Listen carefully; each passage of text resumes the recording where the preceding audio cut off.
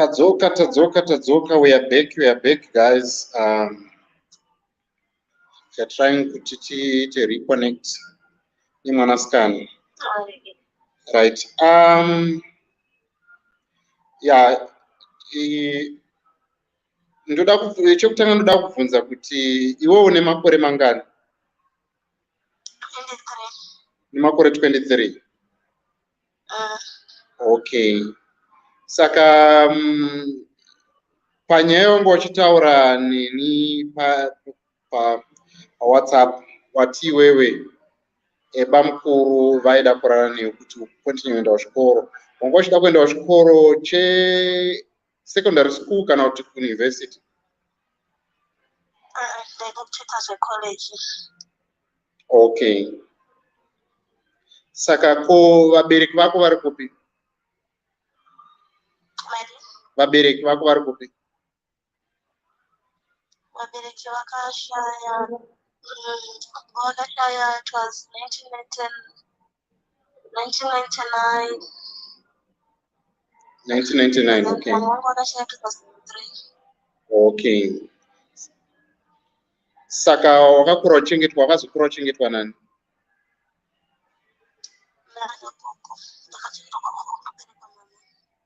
Okay. Saka pawazotanga kugara naBamkuru apa, wakatanga kugara naBamkuru wanga wane makore mangani? It was 20. In fact, ndakapedza kunyora level.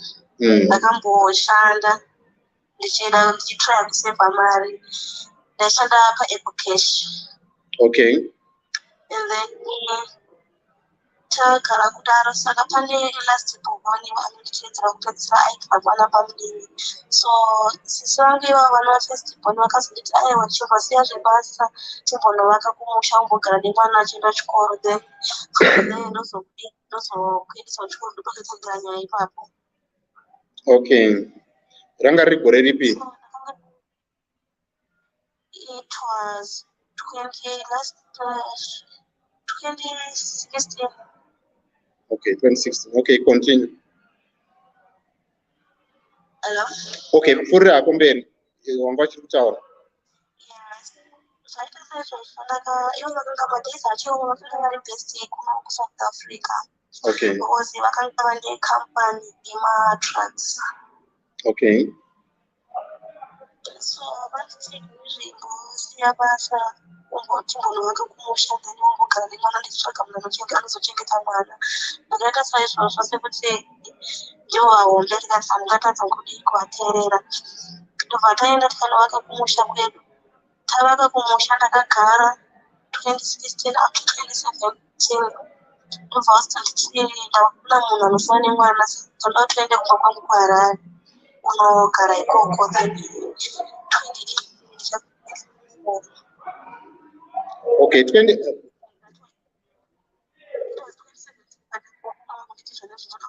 kuHarare unogara kuHarare. Then next year, the following year 2018 ndo yanga vaitsakandiendesa kuchikoro. Okay. Ndakaenda kuHarare paya tichisvika paigara inini. Okay, tisati tapfuurira mberi nyaya yekuHarare pawanga uchigara kuHarare. Okay. Andoda kumboda just a minute ndoda kumbota find out my viewers muri kunzwa here nyaya I just want to find out kuti vanhu vari kukunzwa here where we are live. Just hold on. Can you hear muri kumunzwa here musikana ari kutaura? If you can hear her, please just type loud and clear. If you can hear her, please just type loud and clear so that we can continue. Kuitira kuti tisangoramba tichitaura titu vanhu vasingazivi kuti zvikufamba sei. Okay. Wagumisira pawanga wachitaura nyaya yekuti wakanga waenda kuHarare. Pawakaenda kuHarare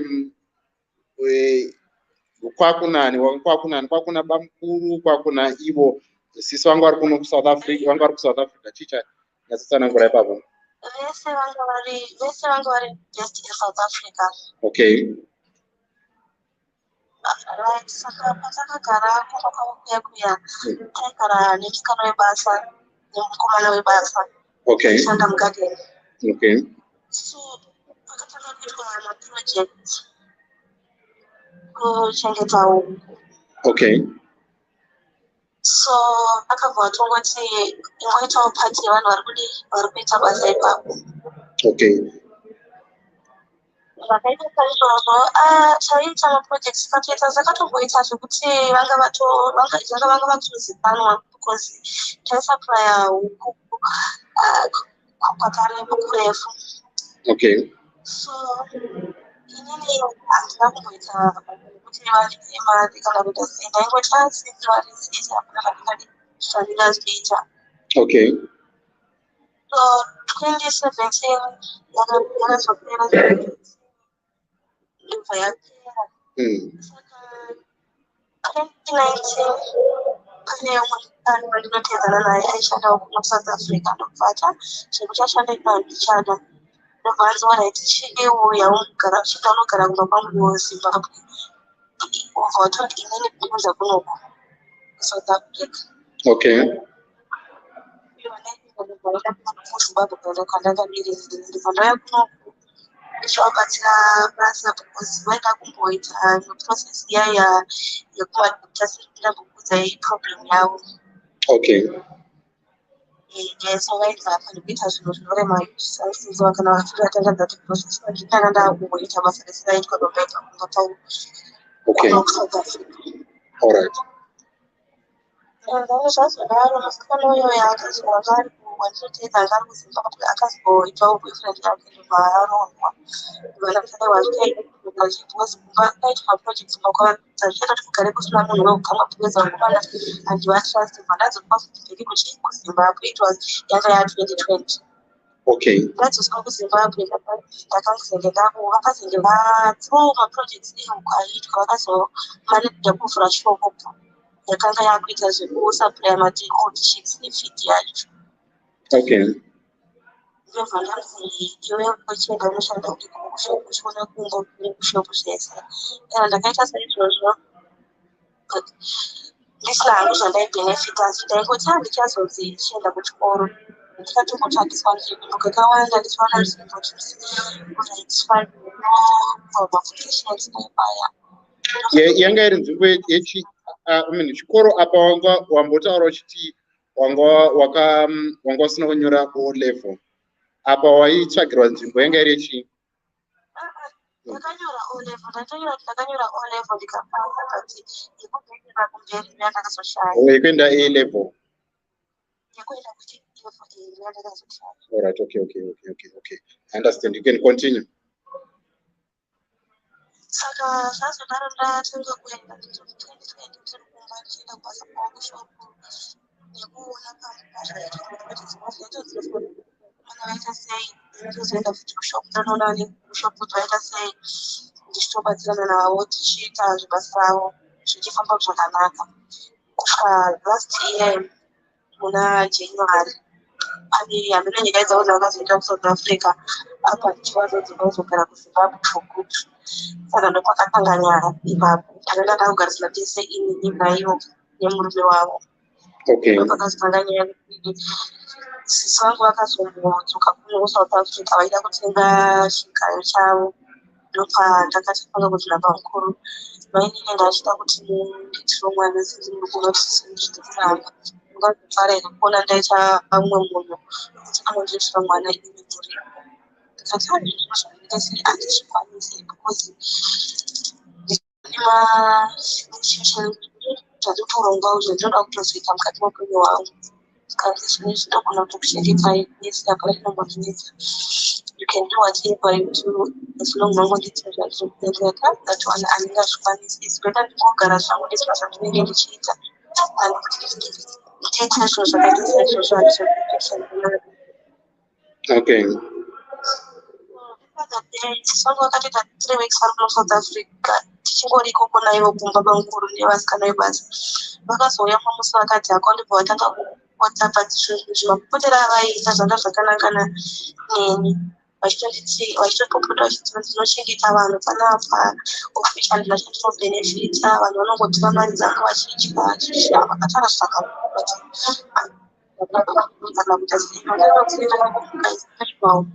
zvichienda kubasa kwavo kushopira achitokureketa kuao saka panga pasisina kutaudzana apa tine ndainge vati mabanga sei but vaikona kuti munhu akati akabatikana. Okay. So zvadaro sisi vangu vakazodzoka kubva kuno kuSouth Africa. Of which pakudzoka kwavanga vaita vanga vatongopihwa vanga vatopiwa information yekunzi zvekutora mari yekubasa kwavo and so on zvameno zvavaini zvavakataura handina kuzokwanisa kuti ndizoti vakataura zvakawanda sei but chandakazongozva ndekuti ndakanzi handiva respect plus ndaitora mari yekubasa ndichidya. Okay. Pakazouya sisi vangu vakatodzoka vari pamudzi vasingatombodi kana kutaura neni. Inini zvakandinetsa ndangoti apa nomedi handina kutoziva pamwe ikanga itori nyedu vanga vakatotsamura inini ndangopfa maybe vanisanichi nemurume wavo sisi zviro zvaigara zviri vachimboita. So this other day ndakazoti nditori murodi kuenda kubasa kwavo kushopu ndakapinda zvinhu zvesechi vachonditi chinorega kuenda kubasa andataura iketswai vandagara. Okay, microphone yako haichinyatsonzwika.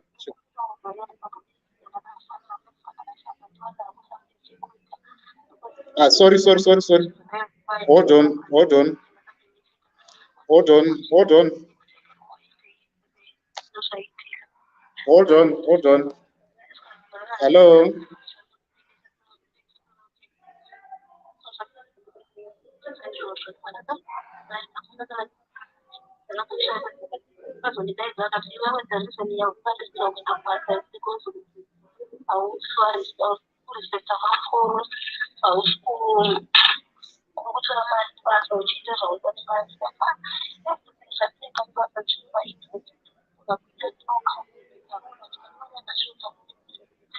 Hello. Hello, uri kundinzwa here?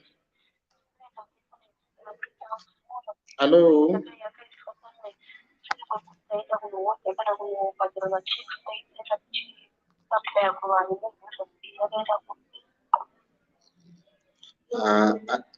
Sorry, I had to cut her off because I'm munzwa zvakanaka. Ndonyaya yatinayo guys panapa musikana uyu ari kutaura nyaya yekuti akatiza bamukuru vake vaida kurara naye kuti vamuendese kuchikoro. Aida kuenda A level saka rezaiti try kumufonera futi. Tinzwe kuti anoti. Hello. Yeah, patisingachakunzi zvakanaka. I don't know kuti wanga uchishandisa microphone yako yanga iri padhuze nemuromo here or something. Continue. Alright. Yeah, now wakunzwikana. Wakapesana navo mukapopotedzana ukaita madezi usingatauzani navo plus iwo kutora mari dzekubasa ndikati kubasa hazvinetse handi tinoti tinoita macalculations zvikanzi handisikuda kuita macalculations but I know kuti ndozviri kuitika kubasa ndikasaona its fine ndinochataura ndikese handizvikwanisi zvamuri kuti handisi kurespecta bamukuru imbobvunzai vasikana vari panapa kuti pane here musi wandakambobuda ndisina kumati mamukasi kana kuti pane musi wandakambowa mashoko anorova but chakandichatodze kuti pandandiri kubvunzwa nyaya idzi vakabva vatora mota ndobva vabuda havana kukwanisa kuti vazogarawo pasi vamiririre nyaya dzacho dzavaitaura kunesisa kuti handisi kuvarespecta. Then from there ndangoona kuti nditaure kuti problem yandamatirwa iribva pakati zvakandiremera because ndakaona kuti zvoparadza imba yevanhu. Ndangoti imari uyo yandakanga ndinayo ndakabva vandinogarawo navo kuno but hatisi zvedu semufamily ndiri kwamaibhurova ndanguvataurirawo nyaya yacho saizvozvo akati kana une mari yebhazi ita sei uya zvako unongobata-batawo uri kuno kana waonawo zvekuita but kana usinawo hapana kana problem tinokugara apa ndiwazwanawo zvekuita saka ndakagazi ndakamboti nekuko saka ndichitona ndinenge ndakuremedza munhu. Okay. yacho ndichiudzirawo South Africa. Okay, saka wane nguva yakadii uri kuSouth Africa? Ndakauya kuno last year 2021 August, saka ishe yatogora ratokwana. Saka all along wanga uchiitei? Mari All along apa pesa apa wanga wangogara hapana apa wakamboshanda or something? Ndinongotiwo kana pandinenge ndawana mapisi job ndinomboendawo pamwe pacho nomashaya. Okay. Saka vasisi varugara navo hapana vanogara nemurume kana kuti sisi varugara navo vane murume here kana kuti havana? Vanai. Hausati wasangana nedambudziko ravasangana nabamukuru ava here? Aiwa, ivavo havasati ambosangana nedambudziko rakaita seiroro, handisati. Okay. Wakataura kuti uri kuda kutsvaga kuti vanhu vakubatsire nemapeace job ekuti ukwanise kuzvishandira iwo udzokere kuchikoro and everything.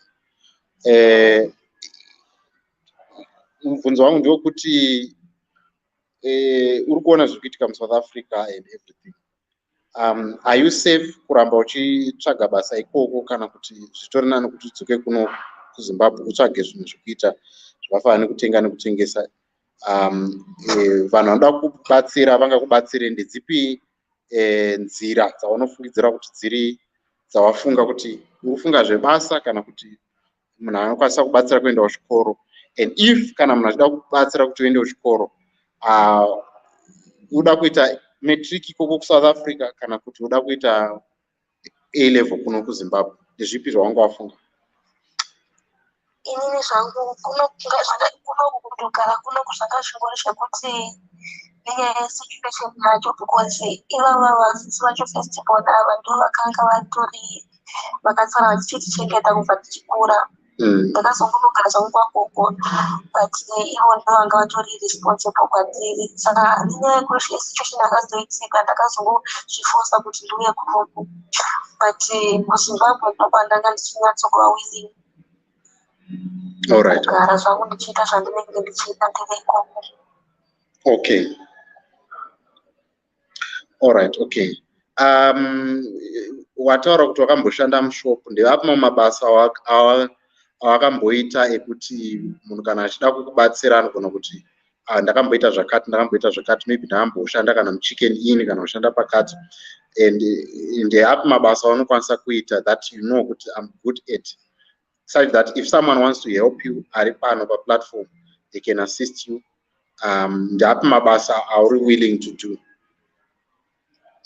Inini zvangu randakanyatsokuita, ndakashanda muecocash, ndikashanda mushopu momwe vachaita zvemaday old chicks, kusupply maday old chicks mushopu mamwe imomo, nekumbobata bata mapeace job emumba. Okay. Ndo zvinova zvinhu zvandakanyatsokuita. Okay. Saka if someone wants kuti ushande mumba, you are willing kushanda mumba?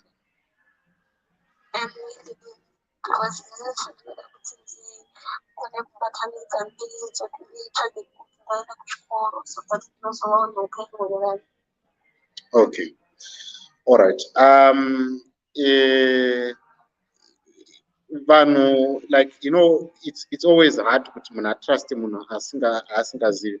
Hakuna here vanokwanisa kukupupurira, vanokuziva, vanokwanisa kuti hatikuda kuti taure mazita avo, asi varipo here vanokupupurira, kana kunga maticha akakuendesa kuchikoro kana kunga vanhu pawamboshanda, vanhu vanokuziva vokuti vanokwanisa kuti nhingitai muziva, tinomuziva, anga ari munhu akadai. Varipo here vanhu kuti they can be a point of reference for people vanenge vachida kukubatsira?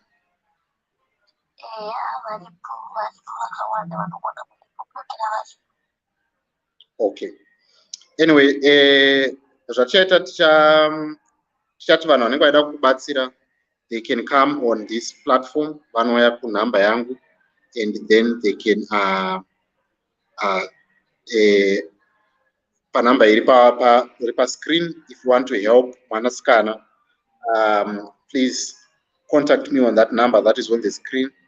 Based on her issue nenyaya yake hatisi kuda kuti tingomupa because we know kuti varume tinogona kuita zvinhu zvisina basa zvekuti tinobva tatoti no shuya iwo utogara neni toita mudzimai. Vamwe vanhu vanogona kuti kakonai wadii kuita zvongotiongororwa wane 23 years hautyi here kuti makore ako anogona kuzofamba uchitsvaga nezvechikoro. What are you going to say about that? If munhu akati no ndikuda kuti ugare uite mudzimai wangu ndokuroora ndokuchengeta, what are you going to say about that? Kuroorwa panenge pari tricky because kuroorwa zvangu handingatendi ndingarambe kuroorwa kana munhu ati anoda kutiroora but ndinenge ndichitodawo munhu ari genuine kwete zvekuzongoti munhu ainge achida kukuitisa then vanozokudza futi kuti aiwo unakuenda kuchikoro saka at least ukange une something chako auzonyanye kuvheyirwa teri kune vanhu azonesa futi mangwana. Okay, saka in the time yauri ikoko haukwanisiri kuhodha zvimwe zvinhu zvokuti unokwanisa kutengesa. Motoziva kuti kuno kuZimbabwe mabasa anonetsa and mabasa emumba achona ari kubhadharwawo zvakati dhakwei. Hauna here zvimwe opportunities aunokwanisa kuita ukasvika kuno wotanga kutengesawo semwanasikana uchiitawo zvinhu zvekuti zvikuraramisa? Kuno kuSouth Africa or kuZimbabwe? Anyway, either way, kuZimbabwe kana South Africa. KuZimbabwe itomboita zvekutengesa maweji emahoso price matisa ndakanga tiriko. Okay. Zvirava kuti kana munhu akakuwanira mari yestart kana kuti akakupa capital yekuti utenge maweave yayo unokwanisa kuzvitengesera wega. Alright. So vanhu vachakubatsira tichati vanenge vachida kubatsira vanozvibata panhamba idzi and then I will forward their number to you. But my advice to you is keep your options open. Basa rinogona kutadza kuuya asi someone might be willing to help you financially kuti utange something and then you can move on from that. But anyway, we'll pray and hope kuti vanhu vachakubatsirawo nepavanogona napo, but don't give up and don't give in to my situations ekuti anozokupinza pausingadiwo semwanasikana. Ndangotirekedza ndiunze ruzhinji rweZimbabwe runoda kubatsira. Please guys, if you want to help this lady, get in touch with me on WhatsApp and you can render your assistance. Please varume, let's be mature. They are willing to assist vasingazodi kickbacks in terms of sexual favors. We hope that we have civil men here who are willing to help you in that regard. But anyway, any last words zauda kupa kuvana veZimbabwe vanenge vada kubatsira tichipendera chirongwa chedu? Hello? That any last words zauda kutaura kuvana maybe kune vana Bamkuru vari kuita zvinhu zvakadaro vanenge vachikumbira vana mai nini bonde vachiti tozokuendesai kuchikoro, unodawo kuti kudini?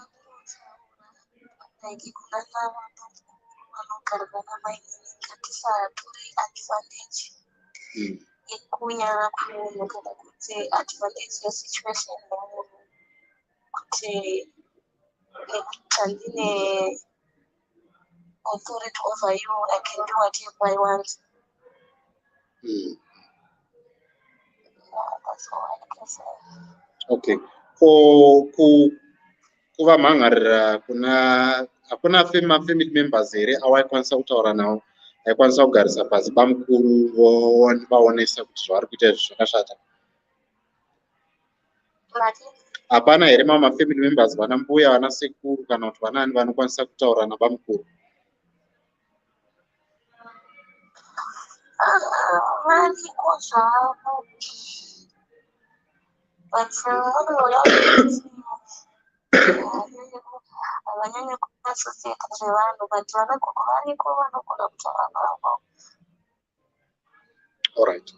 Anyway, I am running out of power and pandiri pane noise yakawanda. Ticharamba tichitaura newe tichinzwa kuti vanhu vangakubatsirewo sei. But I hope vanhu vari kuwatcha video inei, they are also going to come forward and render their assistance to you. But anyway, stay blessed and have a good evening. All right, thank you. There you have it, guys. That was the lady. We cannot reveal her name, but I'm running out of power here, so I just have to end this program. Those are nyaya dzatinadzo dzekuti vana Bamkuru vanenge vakukumbira makumbo kuna nani kuna namai nini. Zvinhu zvakashata izvozvo, hatizvikurudziri. Zvinhu zvinoshoresa. Anyway, guys, I have to go. It's getting late here. I have to go home. I was doing this in the studio. So anyway, I'll see you guys later. Those that can assist, the number is on the screen, and you can render your assistance to the lady. And if you have something that you can give to South Africa and Zimbabwe, please get in touch with me and we can connect you with the lady so that she can be helped. Thank you so much for watching. Please subscribe, share this video with your family and friends, and I'm out.